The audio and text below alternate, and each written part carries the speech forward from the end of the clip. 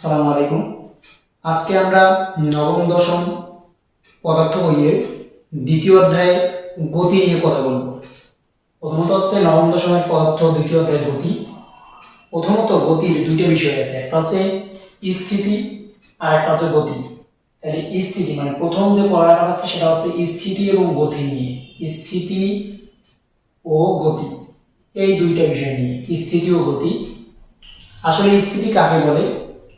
যে সময়ের সাথে কোনো বস্তুর অবস্থানের পরিবর্তন না হলে তাকে স্থিতি বলে।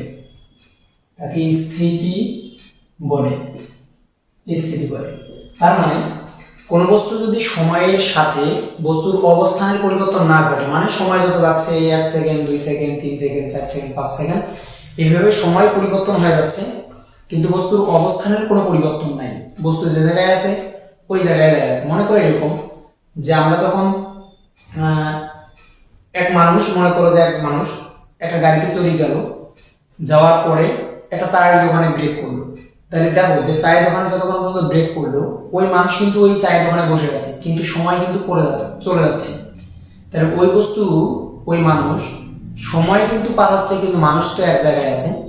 তাহলে যখন সময়ের সাথে কোনো বস্তুর অবস্থানের পরিবর্তন হয় না তখন সেটাকে বলা হয় স্থিতি। সংজ্ঞাটা লিখে রাখো। তারপর দেওয়া আছে গতি। গতি হচ্ছে সময়ের সাথে কোনো বস্তুর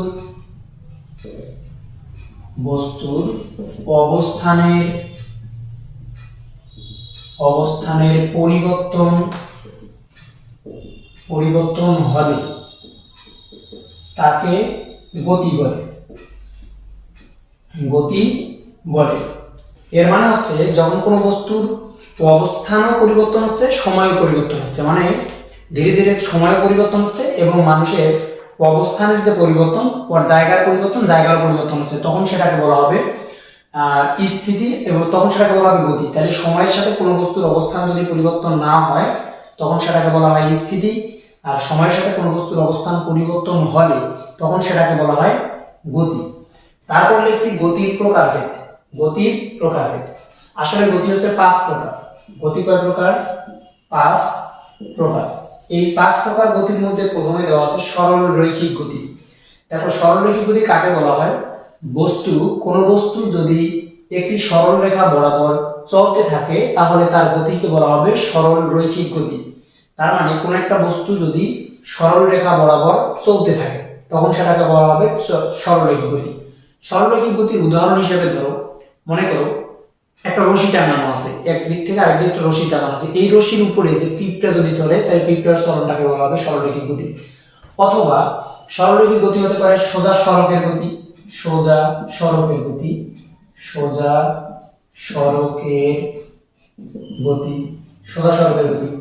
অথবা দড়ির উপর দিয়ে পিঁপড়ার গতি, দড়ির উপর দিয়ে চলা পিঁপড়ার গতি,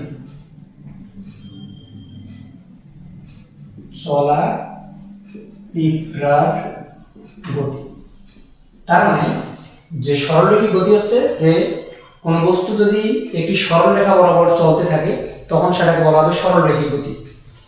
পরে লেখা আছে 2 নাম্বার সরলরৈখিক গতি। তো শেষ, মনে করো এক সোজা চলছে কোনো বস্তু, একদিক থেকে একদিক চলতে আছে, এটা হচ্ছে সরলরৈখিক গতি। 2 নাম্বার আছে ঘূর্ণন গতি। কোনো নির্দিষ্ট বিন্দুর সাপেক্ষে একটি নির্দিষ্ট ব্যাসার্ধ বজায় রেখে চলতে থাকলে তার গতিকে বলা হয় ঘূর্ণন গতি।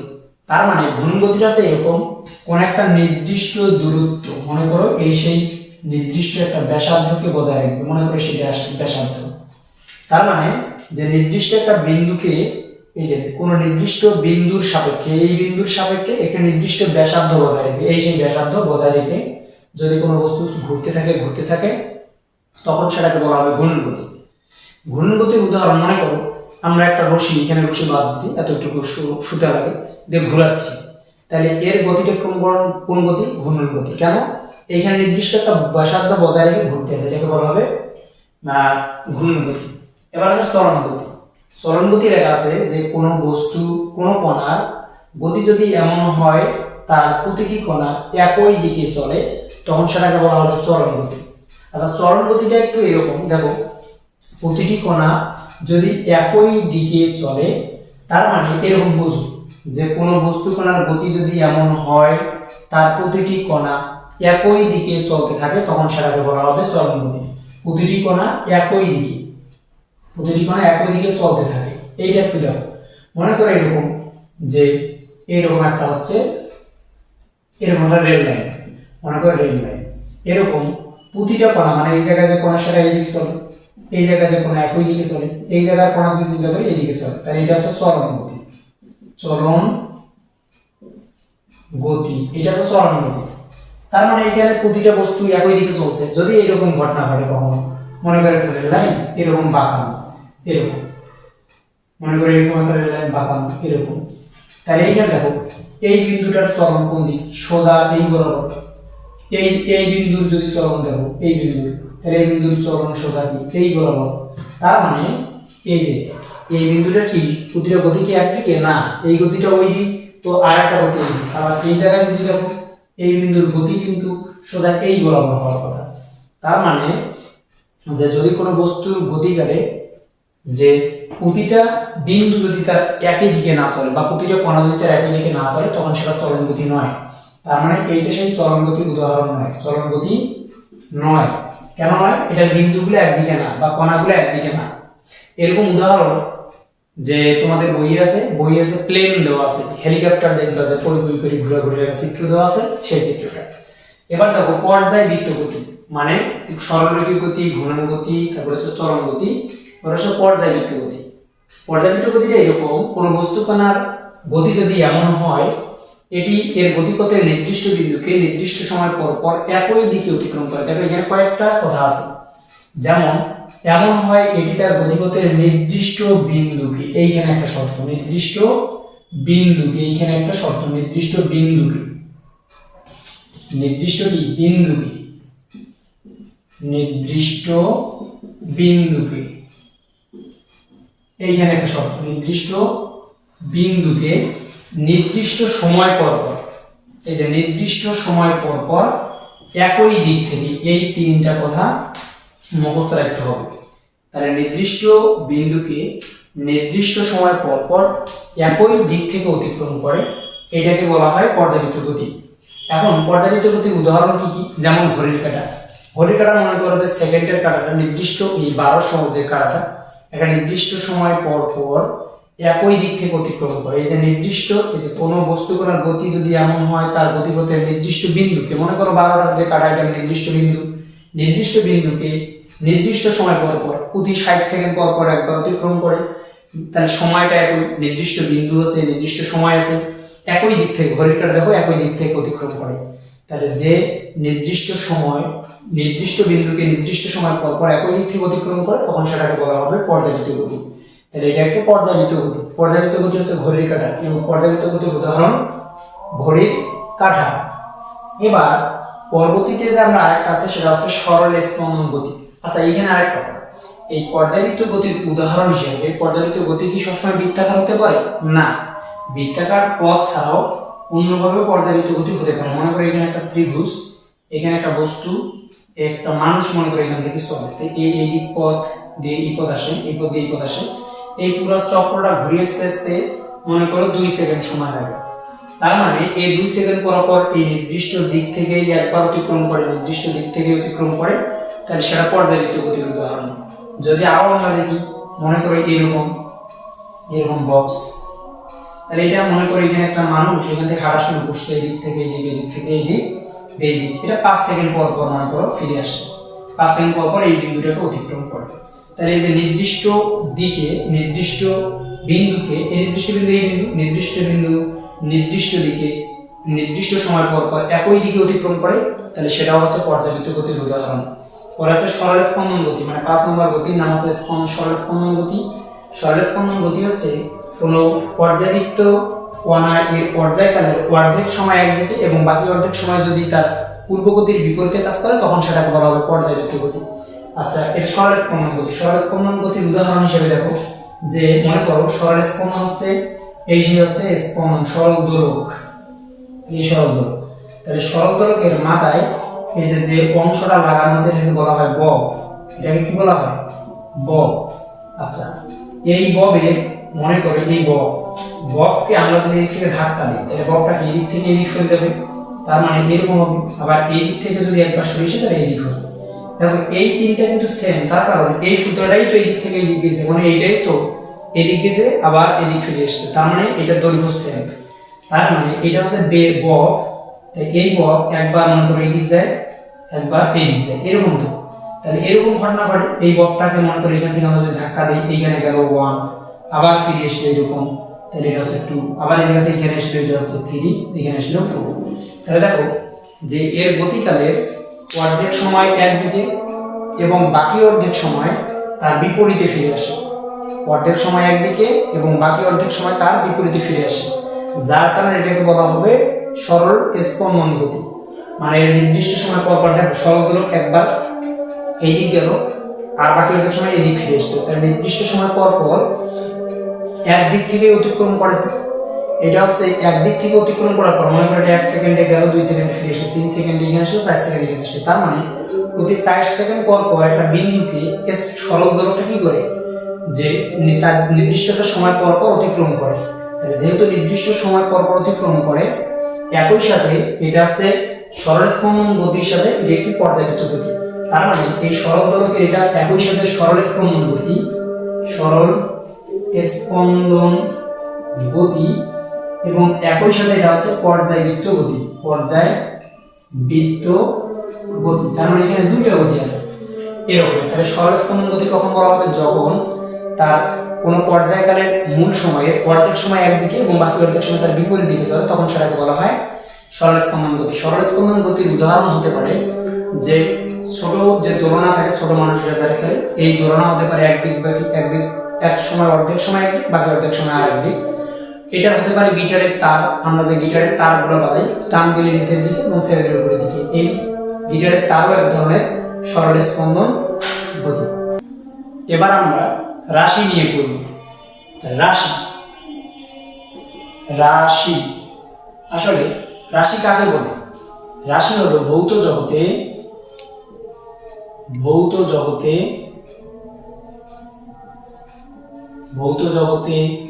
যা কিছু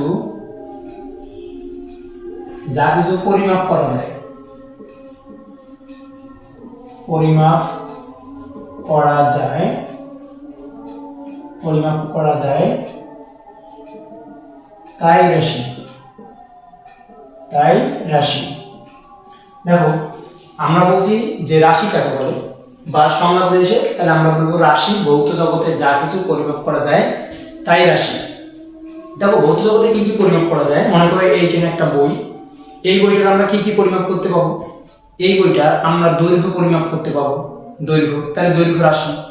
এই বইটার আমরা এই প্রস্থ পরিমাপ করতে পাবো, তাহলে প্রস্থ এক ধরনের রাশি। এই বইটার আমরা উচ্চতা পরিমাপ করতে পাবো, এই উচ্চতাটা এক ধরনের রাশি। আবার এই বইটার আমরা ভর পরিমাপ করতে পাবো, ভরও রাশি। এই বইটা মনে করো ভূমি থেকে 23 মিটার উচ্চতায় আছে, তাহলে এখানে তার উচ্চতা নির্ণয় করা যাবে, এই উচ্চতাও হচ্ছে রাশি। তাহলে শর্টকাটে বলা যায় যে আমরা ভৌত জগতে যা কিছু পরিমাপ করতে পাবো তাই হচ্ছে রাশি। রাশি হচ্ছে দিক অনুসারে দুই প্রকার। রাশি কয় প্রকার? দুই প্রকার। এক স্কেলার রাশি, আর দুই হচ্ছে ভেক্টর রাশি।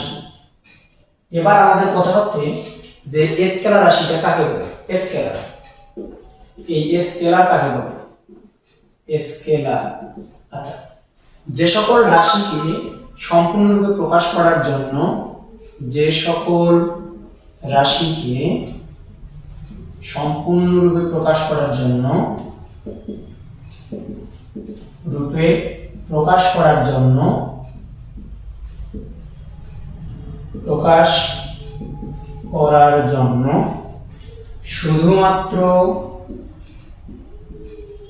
শুধুমাত্র মানের প্রয়োজন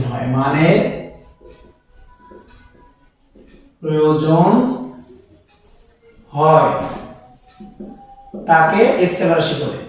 তাহলে স্কেলার রাশি কাকে বলা হয়? যে সকল রাশিকে সম্পূর্ণরূপে প্রকাশ করার জন্য শুধুমাত্র মানের প্রয়োজন হয় তাকে বলা হয় স্কেলার রাশি। স্কেলার রাশি হতে পারে কি কি? স্কেলার রাশির এক্সাম্পল যেমন হতে পারে দৈর্ঘ্য, হতে পারে প্রস্থ, হতে পারে উচ্চতা, হতে পারে তাপমাত্রা, হতে পারে তড়িৎ প্রবাহ,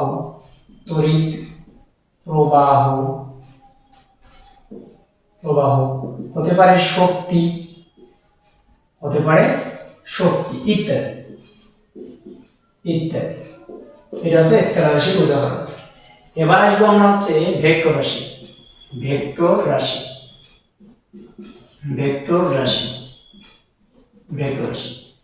যে সকল রাশিকে সম্পূর্ণরূপে প্রকাশ করার জন্য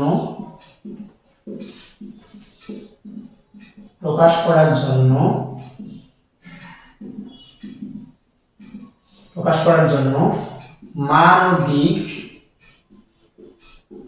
উভয়ের প্রয়োজন হয়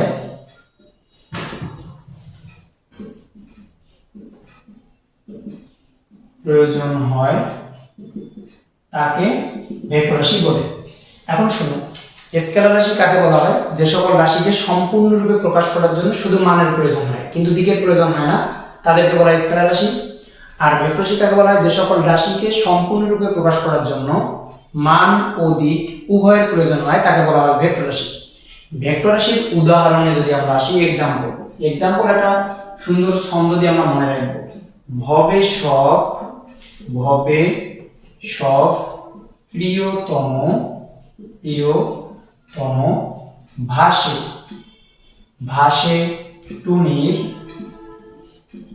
টুনির টিকা প্রেম। আমরা এই ছন্দের মাঝে যে মানগুলোকে পাবো এগুলো হচ্ছে ভেক্টর রাশি, এর বাহিরে যা পাবো সবই হচ্ছে স্কেলার রাশি। দেখো এই ভতে হচ্ছে ভরবেগ, এই যে বতে হচ্ছে বেগ, তাহলে ভরবেগ ও বেগ। শতে হচ্ছে সরণ, বতে হচ্ছে বল, প্রিয়তে হচ্ছে প্রাবল্য, ওতে হচ্ছে ওজন, ততে হচ্ছে ত্বরণ, আর মতে হচ্ছে মন্দন। তারপরে এই ভাসেতে হচ্ছে ভ্রামক,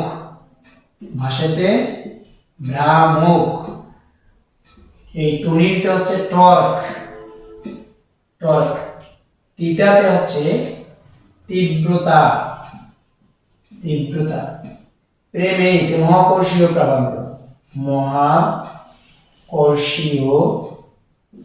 প্রাবল্য। আচ্ছা, এইখানে এই ভ্রামক মানে মনে রাখো সকল ভ্রামক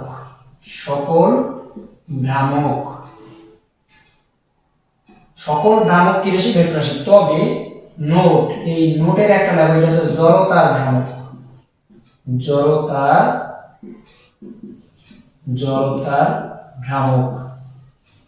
এই জড়তার ভ্রামক হচ্ছে স্কেলার রাশি। এবার দেখো যে আমরা বলছি ভবেতে হচ্ছে ভরবেগ, বেগ, সরণ, বল, প্রাবল্য, ওজন, ত্বরণ, মন্দন, সকল ভ্রামক ভেক্টর রাশি। তবে একটা বাদে, যে কোনো ভ্রামক যদি বলে বলের ভ্রামক তাহলে ভেক্টর রাশি, কিন্তু যদি জড়তার ভ্রামক বলে তাহলে সেটা হবে স্কেলার রাশি। টুনিতে হচ্ছে টর্ক, তিতাতে তীব্রতা, আর প্রেমেতে হচ্ছে মহাকর্ষীয় প্রাবল্য। তবে তোমরা এই যে ভ্রামক আর টর্ক, এই দুটা জিনিস তোমরা যখন ইন্টারে উঠবা, ইন্টারে টোটালি এই বিষয়টার উপর অধ্যায় আছে, তখন আমরা এটা নিয়ে কথা বলবো। আপাতত আমরা দেখছি যে এই মানগুলোর বাইরে, এদের বাইরে যদি কোনো মান দেওয়া থাকে সেটা হচ্ছে স্কেলার রাশি, তাহলে ভেক্টর রাশি হবে না। যেমন তোমাকে বললো তাপমাত্রা কি এই ছন্দের মধ্যে আছে?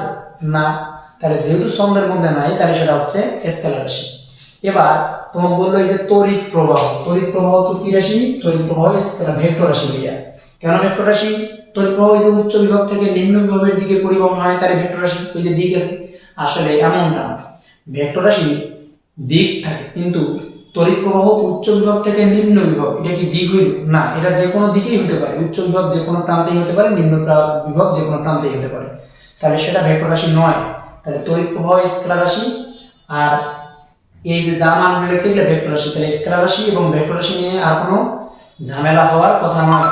তাহলে সম্পূর্ণরূপে রাশি হচ্ছে রাশি, ভৌত জগতে যা কিছু পরিমাপ করা যায় তাই রাশি। রাশি দুই প্রকার, স্কেলার রাশি, ভেক্টর রাশি। স্কেলার রাশির উদাহরণ হচ্ছে তাপমাত্রা, শক্তি, ওজন, মন্দন, মন্দন তো না, মন্দন ভেক্টর রাশি।